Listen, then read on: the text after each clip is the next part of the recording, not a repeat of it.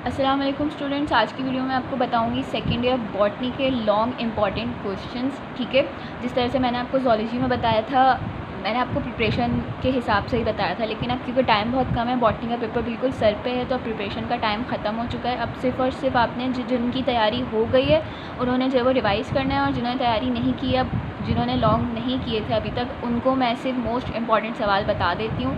कम से कम वो ये 5 सवाल तो लाजमी करके जाए। मैं यहाँ 3 कैटेगरीज में बात कर लूँगी। एक मैं आपको सबसे इंपॉर्टेंट बता दूँगी जो 10 ईयर और हर लिहाज से काफ़ी ज़्यादा इंपॉर्टेंट है, वो हो जाएंगे 5 सवाल। ठीक है, उसमें से भी फिर मैं 2 सवाल आपको बताती हूँ जो कि आपने लाजमी करके जाना है। वो 2 सवाल वो होंगे जो आपने एंड में भी रिवाइज़ करना है। वो बच्चे जो एंड में रिवाइज़ करके जा रहे होते हैं क्वेश्चंस, तो उनके लिए है कि वो भाई अब ये 2 सवाल तो लाजमी रिवाइज़ करके जाएँ। दुआ भी है, मेरी उम्मीद भी है कि इसमें से कोई एक सवाल या ये 2 जो है वो लाजमी पेपर में लग जाएंगे। ठीक है, उसके अलावा फिर ये कि दूसरी कैटेगरी वो हो जाएगी जो कि लेस इंपॉर्टेंट है, उन लोगों के लिए जो कि जिनकी तैयारी पूरी होती है, बस उनको रिवाइज़ करना होता है। तो मैं वो सवाल बता देती हूँ कि आप एंड में अभी इन 2 दिनों में क्या चीज़ आप मज़ीद रिवाइज़ करेंगे लॉन्ग क्वेश्चंस के लिए, तो वो लेस इंपॉर्टेंट 8 to 10 क्वेश्चंस हो जाएंगे। अच्छा, 8 जो होंगे वो लेस इंपॉर्टेंट है, उसमें से 2 मैं आपको एक्स्ट्रा सवाल बता दूँगी उन लोगों के लिए जिन्होंने वो किए हुए हैं। जिन्होंने नहीं किए हुए, जिन्होंने अभी वो लॉन्ग सवाल पढ़ने बैठे हैं एंड में, तो उन्होंने उन एक्स्ट्रास को बिल्कुल नहीं देखना, उन्होंने लेस इंपॉर्टेंट को भी नहीं देखना, बस अपने टाइम के हिसाब से मैनेज करना है। अगर टाइम अब वैसे भी नहीं है तो आपने सिर्फ और सिर्फ मोस्ट इंपॉर्टेंट कर लेने हैं लाजमी। ठीक है, स्टार्ट करते हैं मोस्ट इंपॉर्टेंट में। अच्छा, एक बात मैं बता दूं कि लॉन्ग में जो है वो कोई डायग्राम नहीं बनानी। ठीक है, अगर सवाल में लिखा है कि इसकी डायग्राम बनाएं तो आप डायग्राम बनाएंगे, डायग्राम का नहीं लिखा तो कोई ज़रूरत नहीं है उसमें अपना टाइम वेस्ट करने की। एक ये चीज़ मैंने आपको बता दी। दूसरी बात ये कि आपके बॉटनी के लिए, चाहे वो लॉन्ग हो या शॉर्ट हो, आपके जो चैप्टर सबसे इंपॉर्टेंट है ना, यानी जिनको आपने बिल्कुल उस पर ग्रिप रखनी है, वो कौन से होते हैं? वो होते हैं 6, 7 और 8। इन्हीं तीनों चैप्टर के मैं आपको मोस्ट इंपॉर्टेंट लॉन्ग बता दूंगी। इन्हीं तीनों चैप्टर के आपने जो है वो शॉर्ट के लिए भी बहुत अच्छी तैयारी करनी है, लॉन्ग के लिए भी तैयारी करनी है। बाकी चैप्टर 1 भी है, चैप्टर 3 भी है, 4 भी है, ये भी है, लेकिन पहले आपने इनको फोकस करना है। इनकी पूरी तैयारी करके चले जाएँ तो इससे लॉन्ग भी निकलते हैं, शॉर्ट भी निकलते हैं। और बाकी चैप्टर 4 भी होता है, और चैप्टर 11 और 12 के बारे में मैं आपको बताती हूँ। पहले हम मोस्ट इंपॉर्टेंट लॉन्ग की बात कर लेते हैं विदाउट एनी डिले। तो जो सबसे पहला सवाल है चैप्टर 7 से कि मियोसिस प्रोफेज 1 की स्टेजेस को जो है वो डिफ़ाइन करना है, एक्सप्लेन करना है, ये वाला सवाल ये हो गया। उसके बाद फिर चैप्टर 8 का जो सवाल है law of independent assortment explain with checker board. ठीक है, इंडिपेंडेंट असॉर्टमेंट की स्टेटमेंट, एक्सप्लेनेशन, इसमें किस तरह से गार्डन पी उसने चूज़ की थी, फिर आपने चेकर बोर्ड बनाएंगे, फिर आप इसका रिजल्ट लिखेंगे। पूरा करना है सवाल, बीच में से चीज़ें स्किप नहीं करनी, खानी नहीं है। और ये बात भी कि जो है वो एक सवाल का वॉल्यूम 3 पेजेस तक आपने लाजमी लिखना है। ठीक है, 3 पेजेस के हिसाब से अपना टाइम मैनेज करना है, और जितनी रिक्वायरमेंट है आंसर की वो आपने पूरी करनी है। हर हेडिंग्स और जो भी उसमें मैटर आएगा सब पूरा लिखेंगे, कुछ स्किप नहीं करेंगे बीच में से। उसके बाद इसी चैप्टर में से दूसरा सवाल है what do you mean by sex determination और सेक्स लिंक्ड इनहेरिटेंस। ठीक है, सेक्स डिटर्मिनेशन की डेफिनेशन भी और सेक्स लिंक्ड इनहेरिटेंस की डेफिनेशन भी आपने करनी है। साथ में जो है वो इसका रेफरेंस बता देना है। कलर ब्लाइंड और हीमोफीलिया वाला दोनों ही कर लें तो बेहतर है।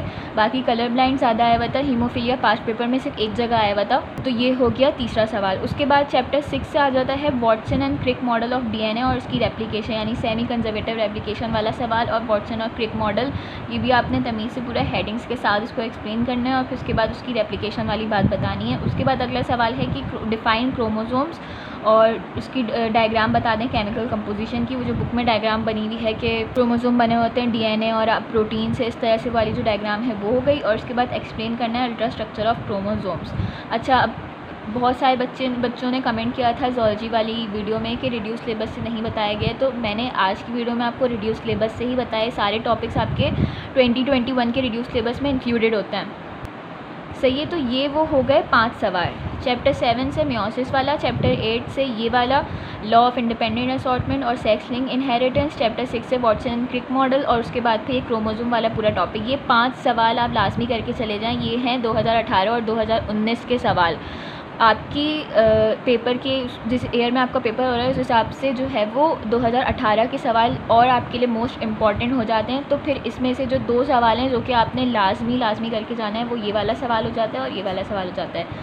बाकी अगर इसको भी टाइम नहीं मिलता प्रिपेयर करने का, तो कम से कम ये 2 तो आप करके ही चले जाएंगे। मैं आपको लीस्ट बता रही हूँ, सही है। बाकी इस पे फोकस करवाने का मकसद यही है कि इनके आने के बहुत ज़्यादा चांसेस हैं पास्ट पेपर के हिसाब से भी, और आपके ईयर की जो स्कीम बनती है पास्ट पेपर को फॉलो करने की वो होती है 2018, उसके बाद आप 16 के देखेंगे, फिर आप 14 के देखेंगे, फिर आप 12 के देखेंगे और फिर आप 10 के देखेंगे। क्योंकि 2020 में पेपर नहीं हुआ था इसलिए 19 को छोड़ के फिर 18 का पेपर जो होता है वो ज़्यादा इंपॉर्टेंट होता है। मैंने यहाँ पे 18 19 दोनों के सवाल बताएं क्योंकि पता नहीं हो सकता है 19 के भी सवाल लग जाएं, बाज़ एक पिछले साल के भी कुछ 1-2 सवाल जो होते हैं लग जाते हैं और करके, तो उसके लिए सेफ़ साइड पे रहने के लिए मैंने यहाँ पे आपको 10 और सवाल बता दिए जो कि लेस इंपॉर्टेंट है सेफ़ साइड पे रहने के लिए। जो जिन बच्चों की तैयारी है वो इन सवाल को भी रिवाइज़ करके चले जाएंगे, जिसमें से चैप्टर 1 में आ जाता है osmo regulation in flowering plants, ये रिड्यूस सिलेबस का था, मैंने कट कर दिया है। उसके बाद चैप्टर 2 से आ जाता है जो प्लांट मूवमेंट वाला टॉपिक है, पैराटोनिक मूवमेंट्स, वो सब आपने कर लेना है चैप्टर 2 से रिवाइज। उसके बाद चैप्टर 3 से एनवायरमेंटल स्ट्रेस कर लेंगे और वो जो उसके एडवर्स इफेक्ट्स होते हैं वो कर लिया। फिर चैप्टर 7 से आपने जहाँ मियोसिस कर रहे थे वहाँ माइटोटिक एरर्स का एक टॉपिक था जिसमें ट्राइसोमी वगैरह होती है, वो वाला भी आप कर लेंगे जब आप मियोसिस कर रहे होंगे, उसका टॉपिक कंप्लीट कर रहे होंगे, ठीक है। और बाकी माइटोसिस का ये अगर बच्चों ने किया हुआ है तो आप रिवाइज़ कर लें, वैसे मुझे वो इंपॉर्टेंट नहीं लगा था, हो सकता है आने को आ भी सकता है, ठीक है, इसलिए मैंने माइटोसिस नहीं बताया। जिन्होंने अगर किया हुआ आपकी तैयारी है अच्छी बात है, आप उसको भी रिवाइज़ करके चले जाएगा चैप्टर 7 से, ठीक है। बाकी चैप्टर 6 7 8 में बता चुकी हूँ, उसके लॉन्ग इंपॉर्टेंट है, उसके शॉर्ट भी इंपॉर्टेंट है। फिर चैप्टर 8 से हो जाता है मेंडल्स, ये वाला रीज़न है कि मेंडल ने जो है वो क्रॉस के लिए गार्डन पी को क्यों चूज़ किया था। बुक में आपके बहुत 5 से 6 पॉइंट बने हुए हैं, वहाँ से आप देख सकते हैं उसका रीज़न। और बाकी ये है कि यहाँ पे बताना था law of segregation, Mendel's law of segregation. तो मेंडल के जो लॉ ऑफ सेग्रीगेशन है, लॉ ऑफ इंडिपेंडेंट असॉर्टमेंट है, ये दोनों लॉज वाला टॉपिक आपके रिड्यूस सिलेबस में है, ये वाला आप पूरा ही कर लेंगे। जब आप इसके लॉन्ग कर रहे होंगे तो आप साथ में लॉ ऑफ सेग्रीगेशन भी कर लीजिएगा चेकर मोनोहाइब्रिड क्रॉस के साथ। अच्छा, लेस इंपॉर्टेंट टॉपिक्स के लिए मैं बताना भूल गई कि जिन चैप्टर्स में से मैंने लेस इंपॉर्टेंट निकाले हैं वो चैप्टर 1 था, 2 था, 3 था, 7 था, 8 था, और इसमें 11 और 12 में से क्योंकि अब टाइम नहीं है और ये वाले चैप्टर में दोनों जो है वो अक्सर मिक्स हो जाते हैं, याद भी नहीं रहते, बहुत रट्टा वाला है, तो आप इसमें से कोई एक चैप्टर के सवाल लॉन्ग के लिए कर लें एहतियातन, टू बी सेफ साइड पे रहने के लिए, ठीक है। तो या तो आप 11 के कर लीजिएगा या 12 के कर लीजिएगा, मेरी ये एडवाइस है। मैंने खुद भी यही किया था, कोई एक के कर लें, अगर आपको याद आपने पहले किए थे, आपकी तैयारी थी तो आप रिवाइज़ कर लें, वरना कोशिश आपने यही करनी है जो मेजर चैप्टर थे 6 7 8 उसी में से कोई लॉन्ग अटैम्प्ट कर लें तो अच्छी बात है, उसमें से आते भी हैं। जैसे कि चैप्टर 11 से जो एक लॉन्ग निकल रहा था रिड्यूस सिलेबस के हिसाब से वो था इकोसिस्टम, और एबायोटिक कंपोनेंट बताने थे इकोसिस्टम के, और क्लाइमेटिक फैक्टर्स को फिर से बताना था डिटेल के अंदर। तो ये वाला सवाल आप इसमें से या तो ये वाला कर लें या फिर आप चैप्टर 12 में से अपवेलिंग और उसके जो वेरियस जोन्स होते हैं मरीन लाइफ के अंदर वो वाला कर लें, या फिर पॉन्ड इकोसिस्टम वाला सवाल कर लीजिएगा। वैसे इसमें भी चैप्टर 12 में से भी अगर 11 और 12 में से कौन सा सवाल करना है तो मैं बोलूँगी कि आप ये वाला कर लें, ठीक है, क्योंकि ये 2016 और 2010 में आया हुआ, इसके आने के ज़्यादा चांसेस हैं। 2015 वाला मुझे लेस इंपॉर्टेंट लगा। उसके बाद एक्स्ट्रास बता देती हूँ कि 2 और सवाल थे जो एक्स्ट्रा थे, जिन्होंने चैप्टर 4 की तैयारी की भी थी, क्योंकि रिड्यूस हो गया सिलेबस तो उस हिसाब से वैसे ही कम हो गई है ना चीज़ें, तो जिन्होंने चैप्टर 4 की तैयारी की हुई थी वो ये वाला सवाल कर लेंगे कि मेल और फीमेल गैमेटोफाइट किस तरह से बन रहे थे एंथर और ओवरीज से। लॉन्ग के लिए कर लीजिएगा, जिनको आता है रिवाइज़ कर लीजिएगा। और चैप्टर 6 से म्यूटेशन वाला टॉपिक पूरा, उसमें जो भी चीज़ें डीएनए डैमेज और फिर जो भी म्यूटेजेंस होते हैं वो सब आपने रिवाइज़ कर लेना है।